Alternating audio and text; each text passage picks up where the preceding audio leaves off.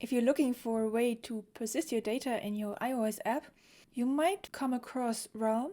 It is a nice database solution, and I already did a tutorial some time ago, especially for SwiftUI, because it's not so straightforward to use. And if you want to know why, go check that video out. It's a little bit more about SwiftUI, but since I did that tutorial, there's quite a bit of update. And with the newer tools, you can build an app that, well, the most important thing, doesn't crash so easily. So we're going to have a look at Realm, and this is an update. And because they're changing so many things, I was thinking how to make it so my tutorial doesn't get outdated so fast again, like the last one, which has some problems now if you try it the same way. So I'm going to use the quick start guide from the documentation. So this is some code examples that I'm directly copying, because maybe something changes and then they should update it here. So you have just one way of finding it, because it's especially easy if it's one-to-one. But obviously I'm going to add a couple of more things. So in this example, we're going to build a small app. You have a login screen. So you see here I just logged out and we're going back to the login screen. With Realm, you can also do a Realm sync, so you can share data between different devices for the same logged in user, or you can also share data between different users, which is really nice, but it makes it a lot harder. In this case, in this first part, we are not going to use the Realm sync. In order to go there really fast, I'm using now the anonymous login. So my list is empty because every time you log in anonymously, it just creates an empty user. The main part is we have a list of items. We want to store their order. And when I press here on this plus button, I'm just randomly adding one of these elements. I can delete them. This is really hard to create without crashing the app. You can also sort them. You can go into the detail view and edit the title of this item. So when I remove part of it, you see it's also removing it up here. And the title of this item is updated in the main list. You can also store Boolean values, like if this item is a favorite. When I press on this button, you see in the main list there's a heart shown for the favorite items. So it's basically the same functionality as the very basic to-do apps, but being able to update this data and show this list and delete things can be a little bit challenging. So we're going to have a look at how to do this in this tutorial. And then later I'm going to show you an introduction to the sync part with the new Cloud Atlas. But this has so much features, there's no way I can cover everything. Now that you have an idea of what we are going to do in this tutorial, let's start coding. I will create a new project. Right now for iOS only. You can also make a multi-platform app. There's no difference. Then this is my project. I will leave the link to the GitHub repo in the description box. Okay. I'm now adding the package for Realm. So in the project, in the package dependencies, I can add here a package. So I'm using the Swift Package Manager. So I already have this here recently used. If you don't have this, you can paste in here the GitHub repo. You can use the GitHub repo reference that you find in the description box. So I'm leaving it to branch master, add packages. I'm adding both Realm and RealmSwift, add package. And now it's loading my packages and it's done. Okay, the first thing we need to do is create our data models that we want to store. I'm creating here a new group model. So we're going to create two different ones. One for the actual item. So new file, Swift file, item. And one more for the group. So all of the items are in this group. And there will be a relationship between the group and the item, because in the group there's multiple items. Let's start with the item. I need to import RealmSwift. In Realm specifically, we have to define our models as classes. This is not so good for SwiftUI. This is an object, is a RealmSwift object. In this case, we have a property for the ID. And this is not managed by us. This underbar ID is the primary key, which means that the database is managing or identifies these objects with this key. We don't need to do much there. Then we want to add a property for the name. When I run the example, every time I created a new object, I had a random name in there, random titles. And in order to generate them, we're going to need an array of random elements. We have one array of string values for random adjectives and one array of random nouns. And in this case, every time I create a new object, I am assigning a random pair of adjectives and nouns to this one. Obviously, you could also generate this with an empty string. Then we want to store if this is one item is a favorite. This is created with a false value. This would be the basic object.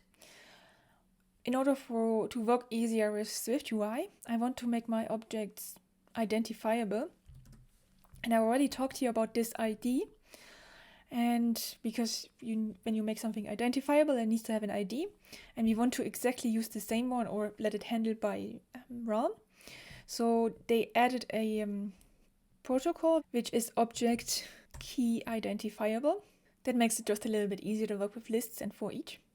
Okay, so we could only use this, but we want to make this a little bit more interesting. So I'm going to use the group to at least have a relationship. So again, I need to import here RealmSwift.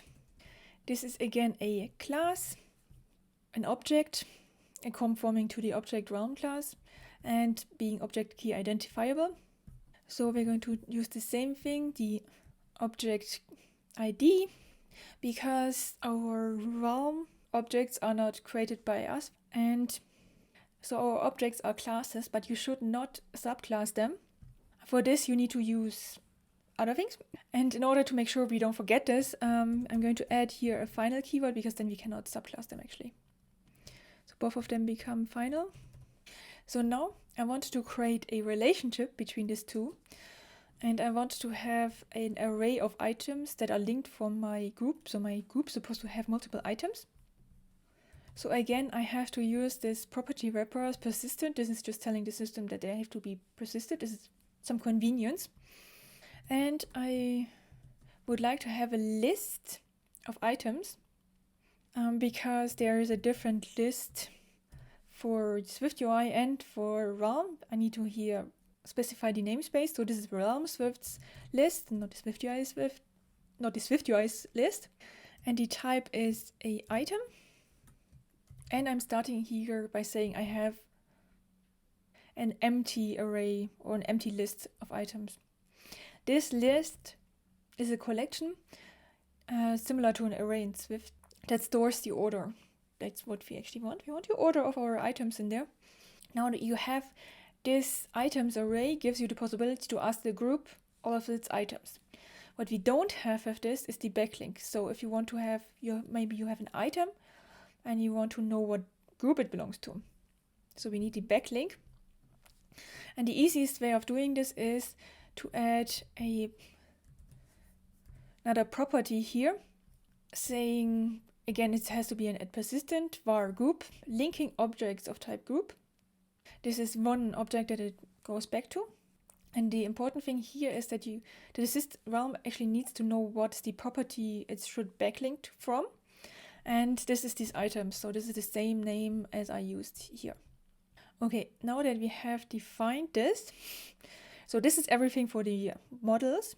So let's now work on the UI. So I wanted to have a main view. This is a new file. This is a SwiftUI view. This is my item list view. And I also wanted to have a detail view. So this is another file with my item detail view. Item. I need to have a group of which items I want to display here. So as the input parameter for this, I need to have a group. So this is of type group, I need to import Realm here, RealmSwift. So this is the property var group of type group. I have to uncomment my preview here because we come to this in a minute. And you could just use a let group of type group as the initial parameter here of what you want to display. But in order for the update to work properly, because we want to change the group's items, we need to use one of the state property wrappers. And because it's not something that works easily with SwiftUI, we can't use state at state. But Realm gives us the at observed Realm object. So this would be, in this case, alternative to at state, what you would normally use here. But it's an observed Realm object. And you see there's a lot of, it's an object, because at state only works properly with structs. We can't use it for this. So we need to use this observed Realm object to trigger the updates properly. So now I want to show a list of the group's items. And for each of these items, I want to show a raw. So I'm going to place this down here. So again, I'm doing the same. I just need to have the empty space. The input property here is one of these items. Again, it's an object that is changeable. And in the body, I want to show the text showing the name of this item. And if it's favored, if it's favorite property of this item, I want to show this image. Now you see here, I created a navigation link with the navigation item detail view with this item. So I'm going to, because it's missing this input parameter in my item detail view, I'm just doing the same. I need to import RealmSwift. And the argument is here this item. Again, I have to take out the preview. So now I can use in my list for each of these elements, for each of these items, I can add an item row with these items.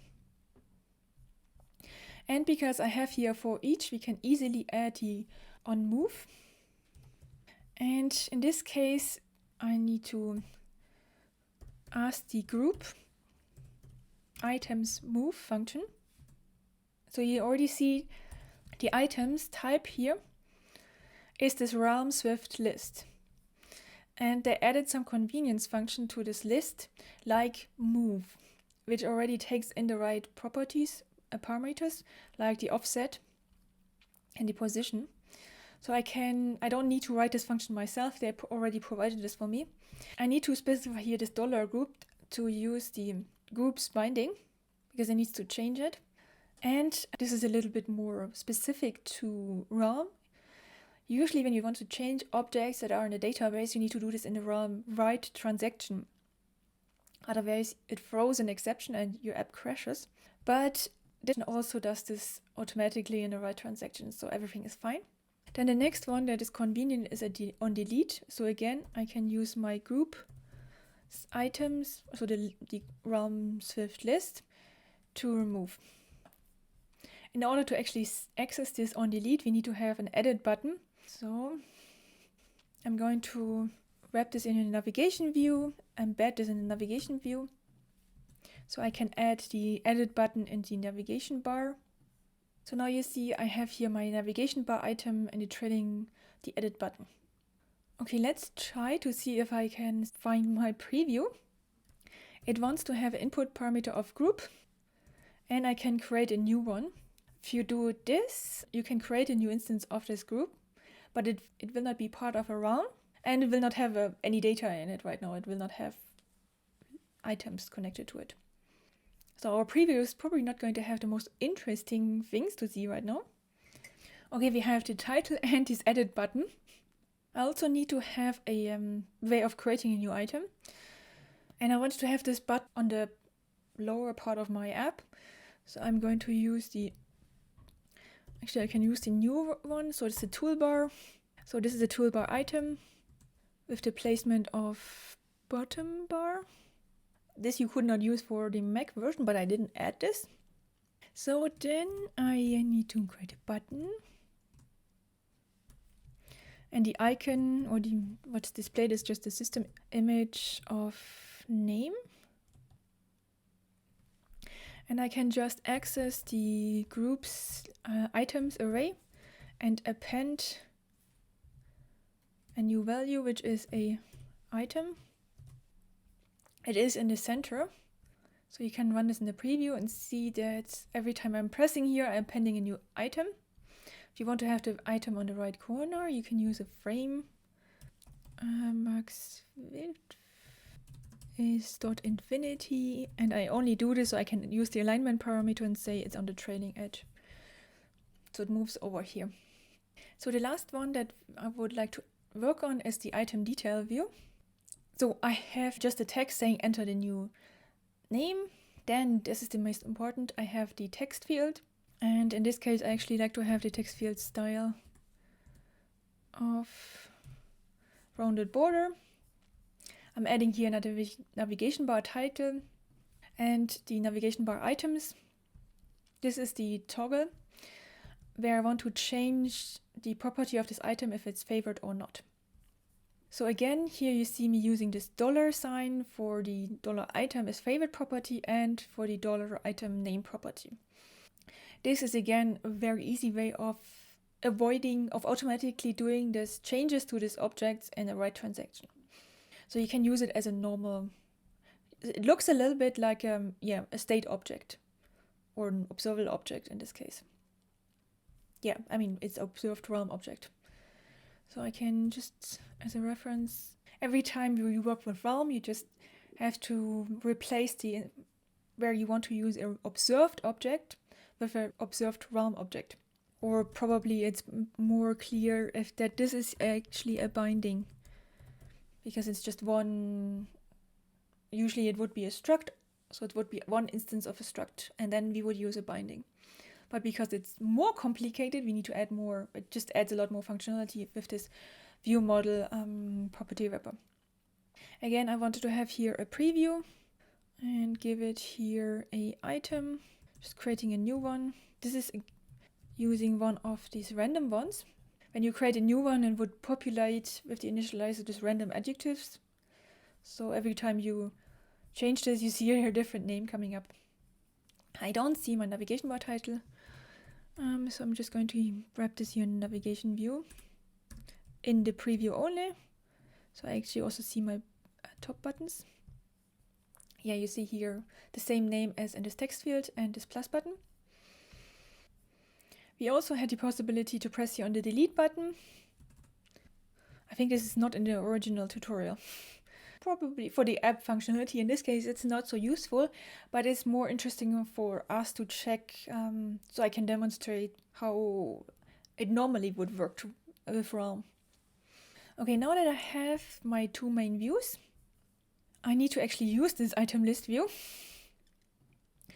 So in the content view, which is already used, I want to call here my item list view, but I need to get a group. If I try to just place here my item list view, I need to have a group and I need to fetch it from my database. So now it's coming to the second property wrapper for Realm. This is an observed results. Yeah, it's fetching all. Oh, I need to import RealmSwift for this. So this property wrapper observed results is fetching all the group instances that are in a database that the user has access to. So we're only using a local database, so he will get all of the groups that are on the database. So let's say I only want to use the first one. It's group. So I'm only giving it here the first one. And if I don't have anything here, then I'm showing a progress view. You can now see that there is actually a list of items. So somehow it must have found at least one group. And we are going to talk about this in a minute. Now, when I launch my application now, when I run this, you can only see I have here a progress indicator because obviously I just started this. My realm is empty. My database is empty. It doesn't have any information in there. So I want to just add one of these groups with an empty list, which means that I need to do this on application launch or when my view appears. And I only want to do this when the progress view is actually there, because then I know I don't have anything. So I'm adding here an on appear. And I do the same. I have here my groups. And I'm simply appending a new group. Okay, let's try this again. This time when I launch, I directly see here my items. So from this one group that I generated. And I can add now new items. And delete them. And move them. Can also go into the detail view and change things here. So this is working fine.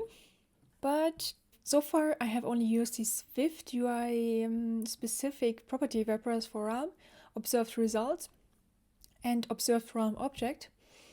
Usually, when you work with Realm, like for UIKit, you would use the Realm, and this is basically the access point to your database, and it is automatically for you opened and accessed via this property wrappers ObservedRealmObject. They placed it in the environment. You can have a look. It's the environment object for \.realm var realm. And you also have another one for \.realm configuration var configuration. So for example, you would usually do this. So I'm just going to I need to place this code somewhere, so I'm using here the delete button. So usually when you want to do this yourself, create a realm, you can create a realm with the default configuration or with a specific configuration.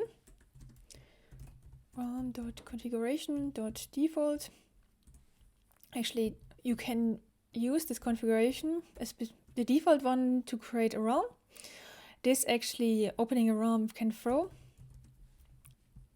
So I have to use here a try. I'm going to use, just for this example, I'm forcing this. When you use the default configuration, it creates a default realm.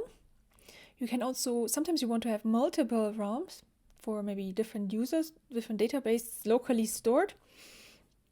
That would be an example. You can override some of the configuration ones. So for example, this file URL you also need to use this for migration blocks if you change the data system. This is also the one that you need to have differently for sync, or you might want to have one that is only in memory. If I override this property, I'm creating a cached realm that is not permanently stored. This is useful when you want to write unit tests, or we can also use this for our previews. If you want to change these properties, for example, the preview, you can place different values in the environment to override the default ones. Usually you need to have these realms in order to change objects that are in the realm database, because live objects, and you're only allowed to, once they're in a part of the realm, you're only allowed to change them in a write transaction. So let's see if we can, when I press here on this delete button, do something with this item. So if I want to change the name of this, so I would just want to change the name. So I go in one of them, and if I press on this button here now, I want to change the name, so wiggle lace should change. And it gives me an error saying attempting to modify a frozen object, call throw in the object instance first. So what does this mean? When you have, this is a lot of words, terminology. So if you have one of these items here, one of the instances of their databases, they're usually live objects, so they always have the newest live data. But for SwiftUI, they had to do some tricks. I already talked about not to crash your app, and one of them is to freeze the object. So that is, you can check if it's frozen or not, if it's immutable, with this property.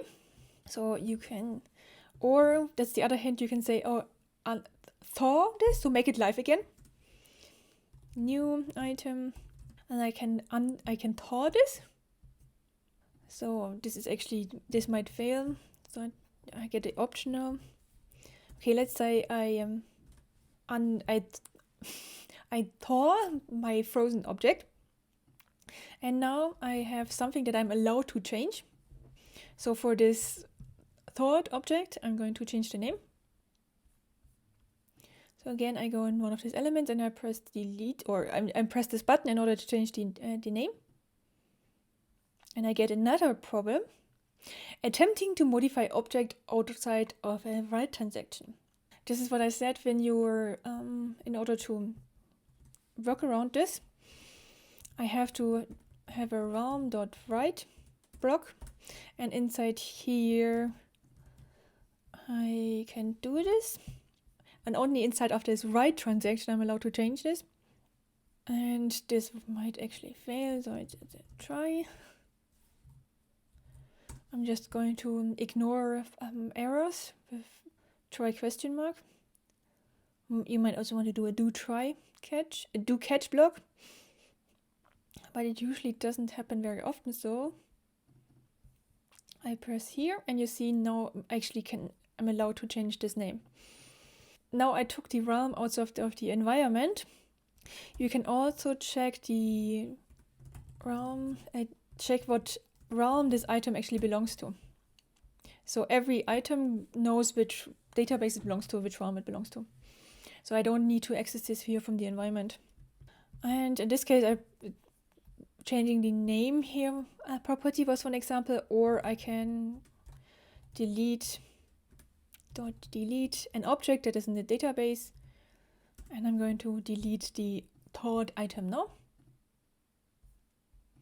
So now I want to delete this element. I press delete, and the database registers that one of the group's items is deleted, and then it's automatically removing this item from the list, and which causes then SwiftUI to push back to the list to remove the navigation link.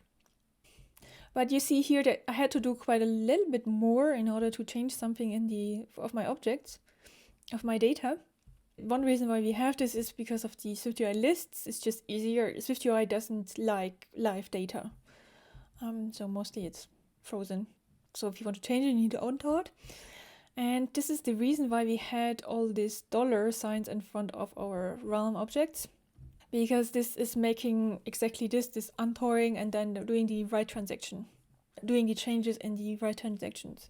So this is also included in this observed realm object property wrappers. So this is the same for this text field or here for this toggle. And you can see this is much more convenient because I can just write it as usual instead of doing this write transactions. Okay, then the last thing that belongs to Realm and SwiftUI is the preview. So you see here, in this case, I have a preview working, and this is working nicely because basically this object doesn't need to belong to Realm. Here it just doesn't belong to Realm.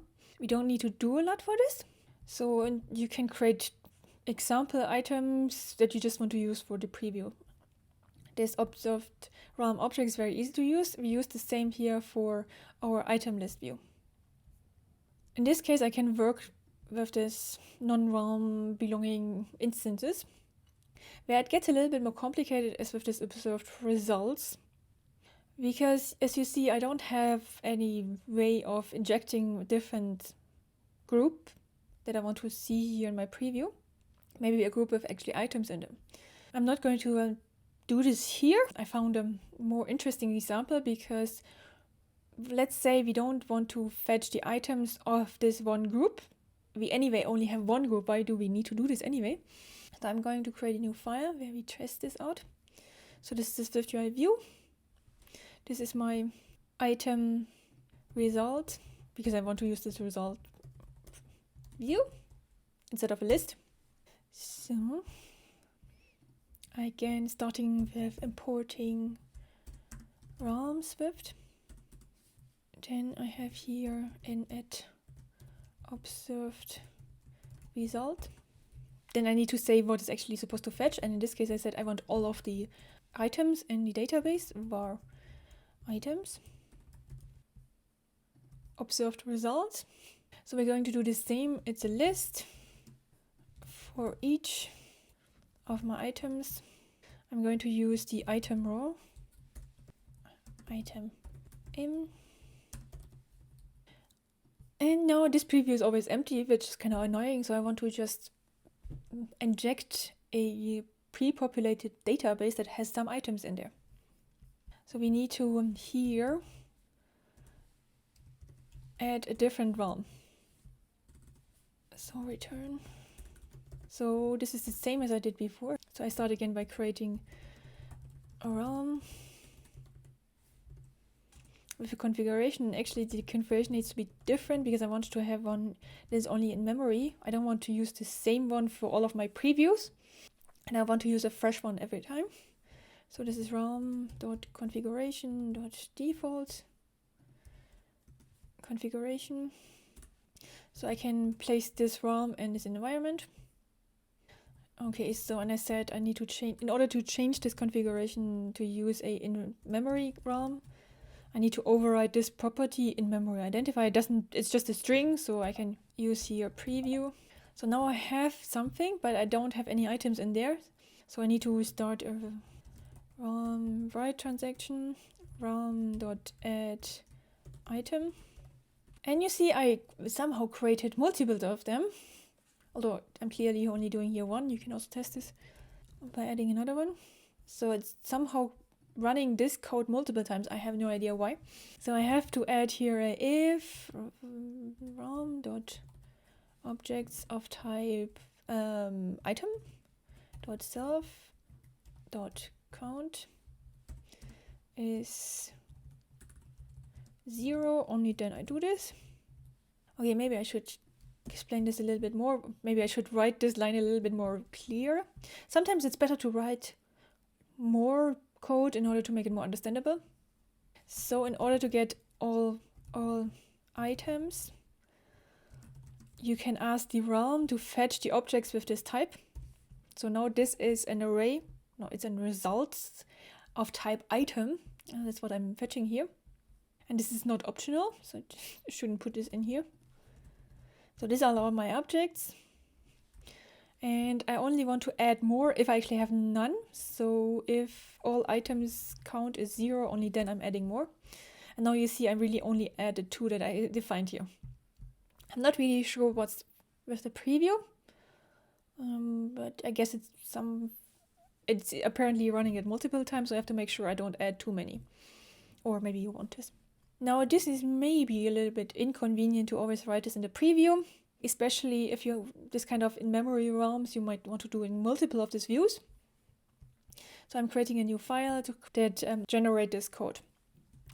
So this is a realm helper class. This needs to import RealmSwift. This is a class.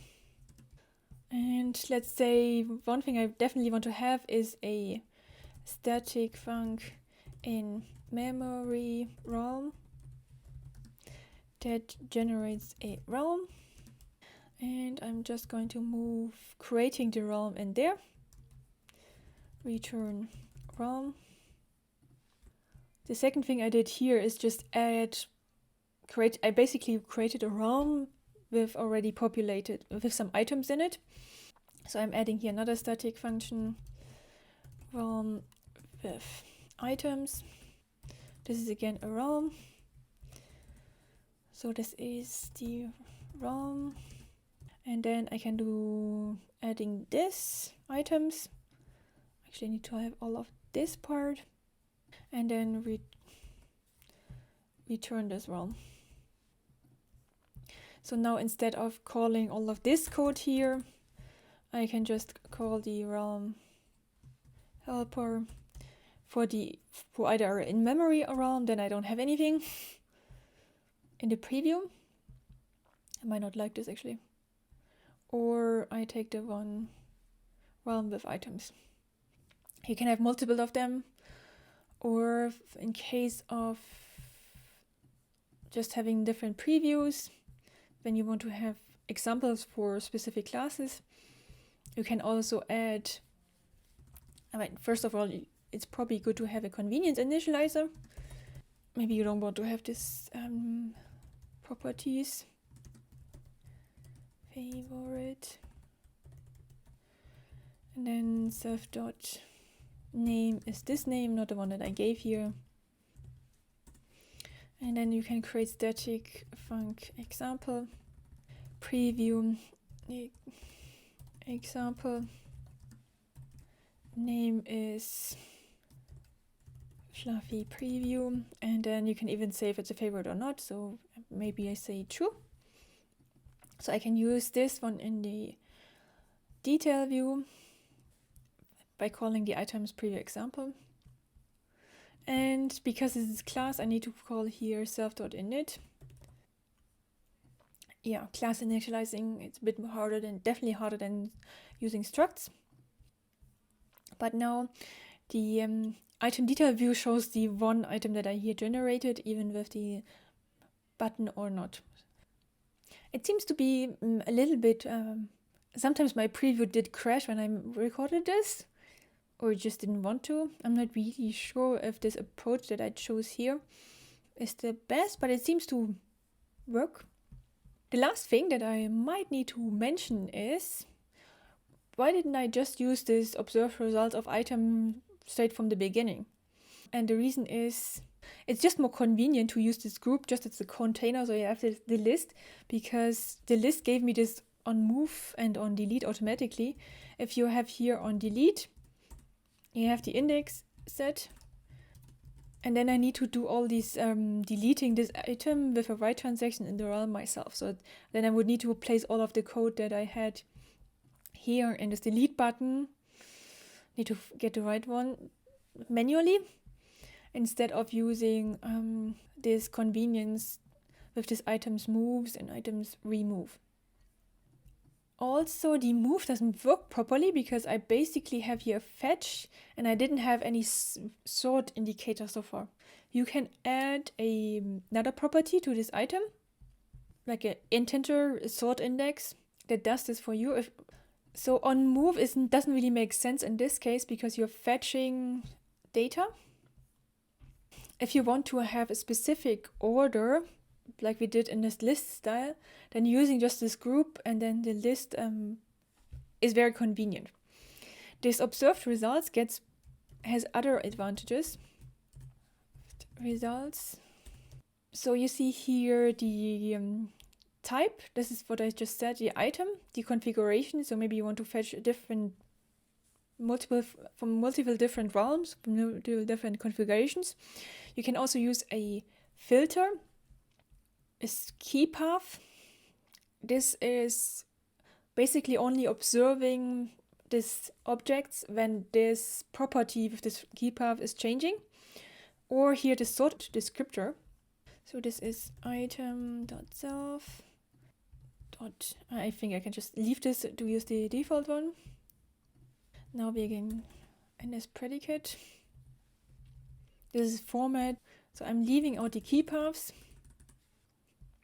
For example, because I have here, I'm fetching all the items that are in a database, I can also use, for example, the filter to say I only want to have items where the name property, this is also displayed here on screen, contains a certain string. In this case, I use the empty one. You can also try one of them. The only thing is it's changing every time I create this preview. But now it's only one displayed. Maybe I should recall this here filtered items. So I'm adding here a second one with the filtered items. Probably should add a section. All. For example, if I filter for names that only contain a P, maybe I should use something more unlikely. Okay, in this case, none of them contains a P, so I don't see my second list.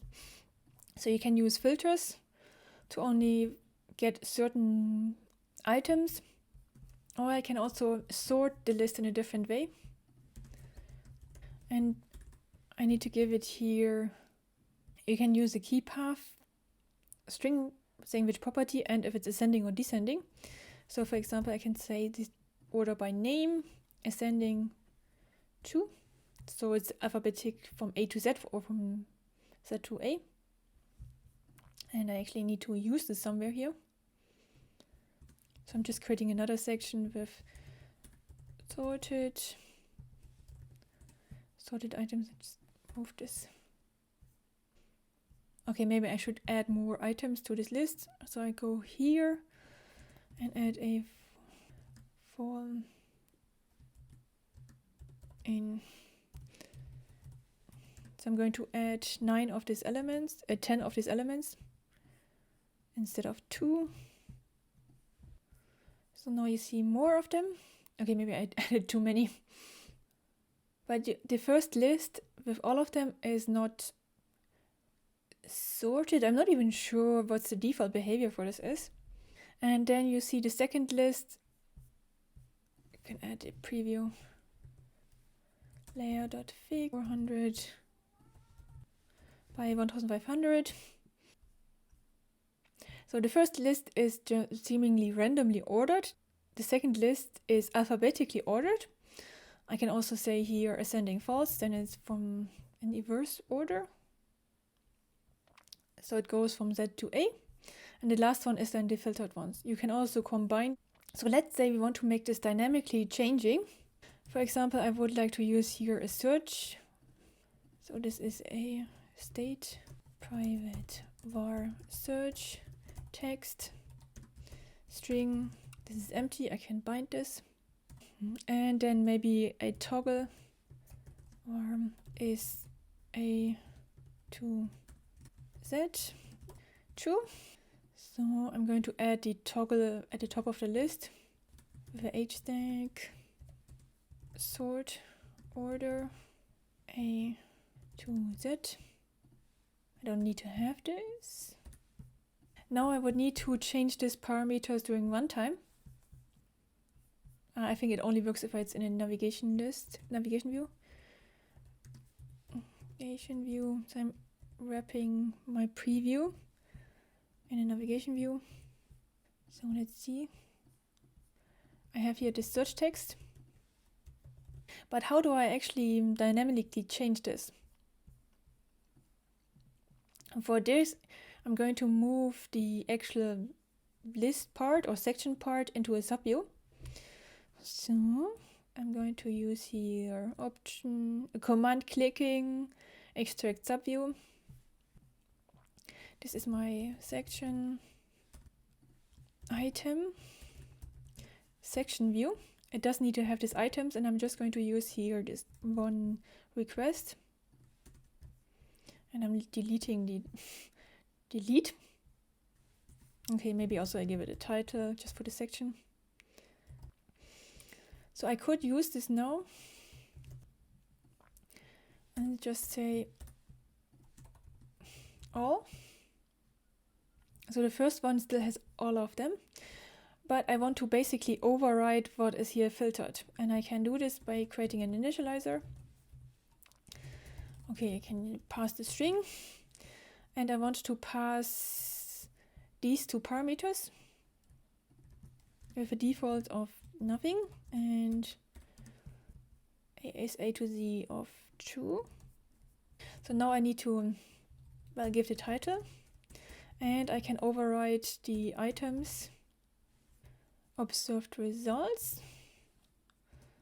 The type is still the item.self. Configuration, I don't care. The filter, I only want to filter this if I actually have something in this text, or maybe not. So we can use this and its predicate here. But instead of J, I'm going to filter here for my search text. The key path I don't use, and the sort descriptor is this one. Only that this ascending or descending is now depending on this is A to Z. Oh no, wait, I probably should not do this. If my search text count is empty, I should do something else. I'm not going to add here this filter parameter. Okay, now I still have one section with all of them, but the other one I'm going to use this two filters, the filter and the sort. So this is my item section view with the title of sorted and filtered, the search texts, and the is A to Z. So this is not going to work in the preview because of the state properties, so I have to change my app. So in the Realm project app, instead of the content view, I'm using now my item results view. I can only do this because I have already some items in the database. Maybe I should have added more before. So if I now have A to Z, you see it's sorted A to Z. If I toggle this, the sorting changes. I forgot the navigation view. Otherwise, you don't see the search bar.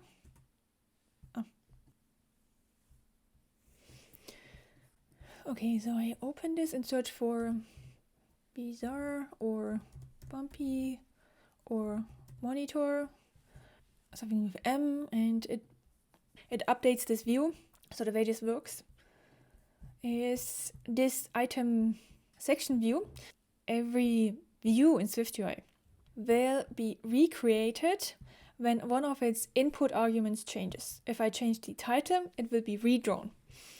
Or in this case, if I change the search text, it will be redrawn. Or it will give the subview the parameters. This then changes the observed results so that the items change. And then this view is changing, redrawing its content. So in case you don't always have to use this binding or states, sometimes it's just, you have to think that whenever one of the input arguments changes, something will be redrawn that depends on it. Well, this is the way it should be. I just want to check something. If I do this with animations, I'm not sure if that works. So you can add a do all the changes with an animation block to, for example, this toggle. Oh, that actually works really nicely. So you see, it reverses the order. I can also do this to my search text field, animation. So I need to have my search, and you see it's nicely animating these views. So you can see that it's actually really easy to use this observed results. And the difference between the first approach with this groups, by using this one group in the database, it's just one dummy group. We never see it, otherwise we just need to have the link here or this list of items. Because this is the main reason why we started off with it, because this list remembers the sorting and it helps us for reorganizing this list by moving or deleting. It's very convenient. This kind of functions we would need to, if you start off with only the items and using here this items results, you would need to add a sort index to your item model and then use this as sort index. But then you need to always make sure that you have different sort indices, because otherwise your list is a bit wobbly, well, inconsistent. So if you want to have a fixed list sort index, then the first approach with this group and item is good. If you're having a random data, if you have a database that you want to have in this order, this is convenient. But I think it's quite nice to have this search functionality and this fetching automatically with these filters. Okay, this was a very long first part of this Realm update. Please write me in the comments if you liked the updates I did for this Realm and the way I used it here, what you actually prefer. If you could see yourself building a larger application with this, because it looks quite small right now, but yeah, larger apps are usually much more complicated, especially with this Realm exceptions that you don't know where they started off. I had problems that started in one of my files and it always brought me back to the main app file. So it's sometimes really difficult to find out which of my files I have to work on. But I mean, I had less problems with the newer version, with the new updates. If the coding gods are with me, I'm going to do a second part with the Realm sync. I really hope it doesn't fail me because I'm struggling with it a little bit. It also has a lot of features for the sync. If you want to see something specific, you should also comment this. I haven't actually talked about how to structure your data. It's a little bit more complicated with Realm. For example, I didn't talk about embedded objects, relationships, and the fact that Realm is a document-based database, not a relationship database, which means you need to structure your data differently than, for example, with core data. Although that I am not very good at because this is backend stuff that I don't know. Okay, I hope you enjoyed this. Happy coding. Until next time.